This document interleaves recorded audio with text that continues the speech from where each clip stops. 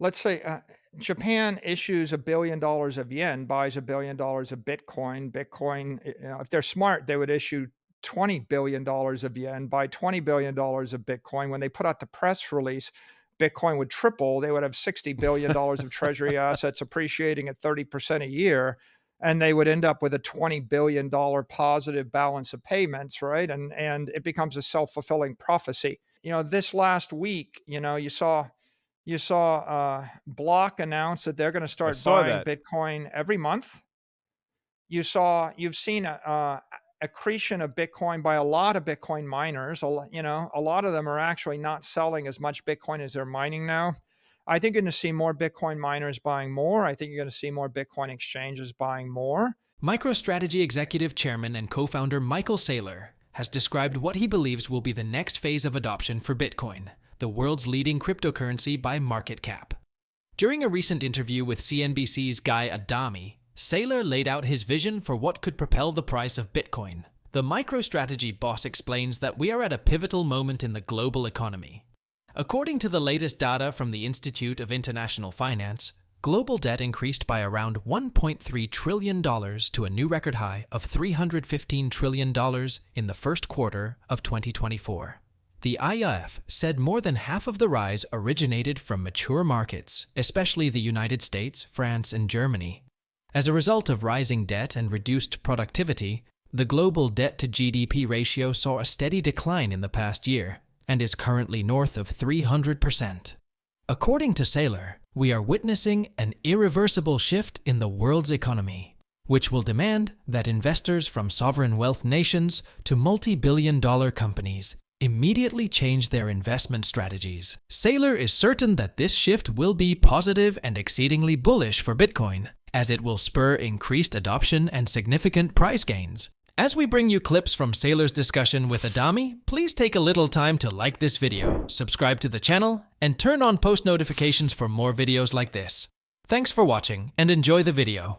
They certainly won't take my advice, but the answer is the first country that can print currency and buy Bitcoin wins. A mid-sized country could probably do it, but you'd have to be aggressive.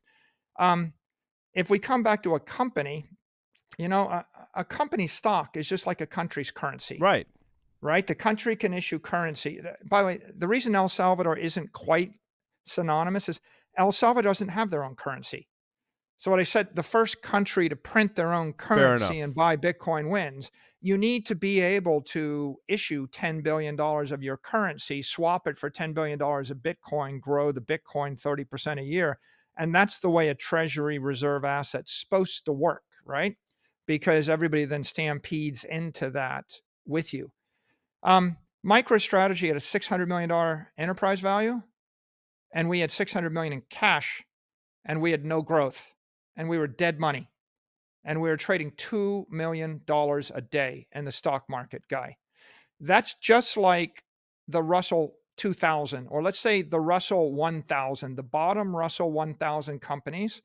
They're all like that. They're all 500 million to multi-billion dollar companies, 100 million to billion dollar market caps. They all trade 1 million to 20 million a day. They've all got low growth. Because if you're not Nvidia or Apple or the Magnificent Seven, you can't grow like Microsoft. So we took that Russell 2000 small cap company, we took our cash, we bought some Bitcoin, we bought 250 million of Bitcoin, we put that out on the wire. The shareholder base turned over. We bought another 175 million of Bitcoin. The stock doubled.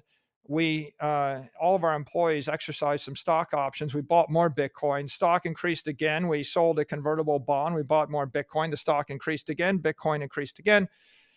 You fast forward 44 months, and the stock price 10x'd, the market cap 20x'd, the enterprise value 40x'd. It went from 600 million to mid 25 billion. And so what were we doing? What we were doing is we're issuing our currency, our stock that is, to buy Bitcoin, or we're borrowing against our stock to buy Bitcoin.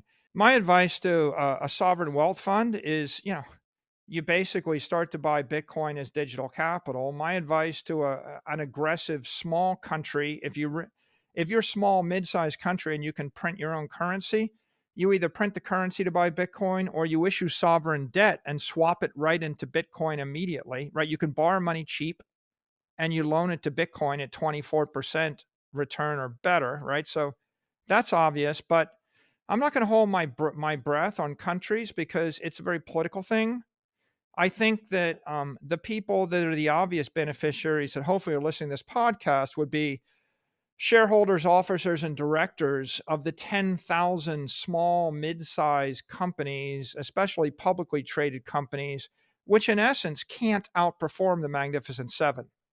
If you don't think you can outperform Google and Meta and Microsoft and Nvidia, and you have some money, you either take the cash and buy Bitcoin, you issue equity and buy Bitcoin, or you issue debt, either senior debt, or even better, you issue convertible debt, convertible to your equity, and you buy Bitcoin, because that allows you to recapitalize with an appreciating asset as opposed to decapitalize and have nothing, or to hold capital in a depreciating asset that is kind of burning, has got a negative real yield and burning shareholder value. Earlier this month, Block Incorporated CEO Jack Dorsey announced that the fintech conglomerate would buy Bitcoin monthly for its balance sheet. Dorsey, the former CEO of Twitter, shared a document on the social media platform titled Bitcoin Blueprint for Corporate Balance Sheets. With the caption, Block is dollar cost averaging Bitcoin every month. The document states that the firm is announcing a new corporate balance sheet dollar cost average DCA program, under which each month it will invest 10% of its monthly gross profit from Bitcoin products into purchases of Bitcoin for investment purposes. The company also shared the details of its current Bitcoin holdings, which include the purchases made in 2020 and 2021 as Square. According to the document, as of March 31st, 2024, Block held 8,038 Bitcoin, representing approximately 9% of its total cash, cash equivalents, and marketable securities. During his discussion with Adami, Saylor notes that Block will be the first of many other companies to follow this path in the coming years as the global economy shows more signs of cracks. Let's get back to the interview. MicroStrategy is going to keep developing its Bitcoin position, and yeah, it's going to get exponentially harder, right? This last week, you saw Block announce that they're going to start buying Bitcoin every month. You've seen accretion of Bitcoin by a lot of Bitcoin miners. A lot of them are actually not selling as much Bitcoin as they're mining now. I think you're going to see more Bitcoin miners buying more. I think you're going to see more Bitcoin exchanges buying more. I think you see the existing ETFs accumulating, but now we're up to 22 spot ETFs in the world, and they're all in a marketing war with each other. And so they're going to go harder. So I think, and at some point you're going to see these Russell 1000 companies, right? Which one of them wants to crawl out of their zombie state? It's like, you're just waiting for someone to decide they want the money. So I think that when they do that, they drive up the price of Bitcoin, and I have to chase it. My first Bitcoins were below 10,000, and and I'm buying Bitcoin in the 60s now, and that's okay.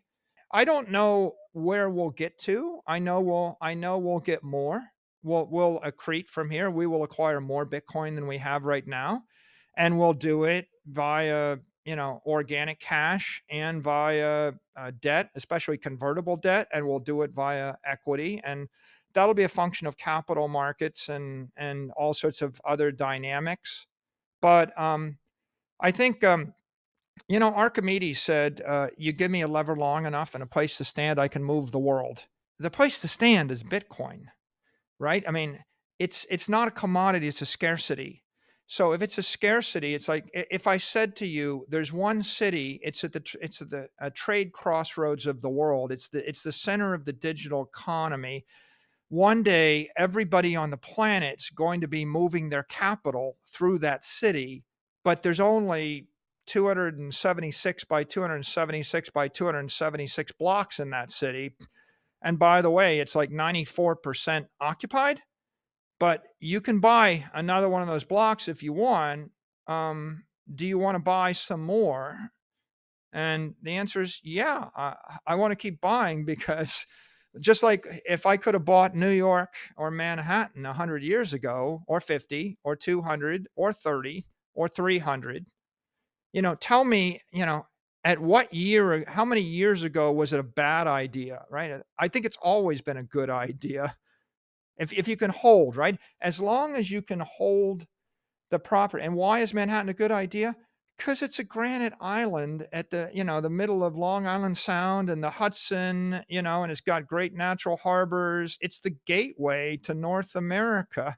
It was always the best place to put a port, right? And if you look at it and you cruise around it and you stare at it and you look at the fact you can build that on top of that schist, it's obvious people are going to want to live in and do business in that city for hundreds of years. Saylor's analogy about Bitcoin and real estate in major cities like New York is a particularly brilliant one, because not only does it reveal the asset's immense value, but it also answers the question of whether it's too late to buy. In a previous interview, the MicroStrategy CEO explained that New York was already the greatest city in North America by 1776, more than 100 years after it was founded by Dutch colonists around 1624. Anyone who had wanted to buy property in New York in 1776 would probably have considered themselves late to the party, and thought those who got in earlier quite lucky. Yet, people have continued to invest in the city and make great returns on their money for hundreds of years since then. Saylor reckons the same is going to happen with Bitcoin. Some people bought when one coin was under $100, some when it was $10,000 per coin, and millions are going to buy when a coin is selling for $100,000 or even $1 million, and investors on all levels will make their money in multiple folds. What are your thoughts on Michael Saylor's long-term predictions for the leading digital asset?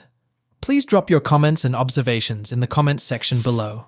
Also, ensure you like this video, subscribe to the channel, and turn on post notifications for more videos. Thanks for watching.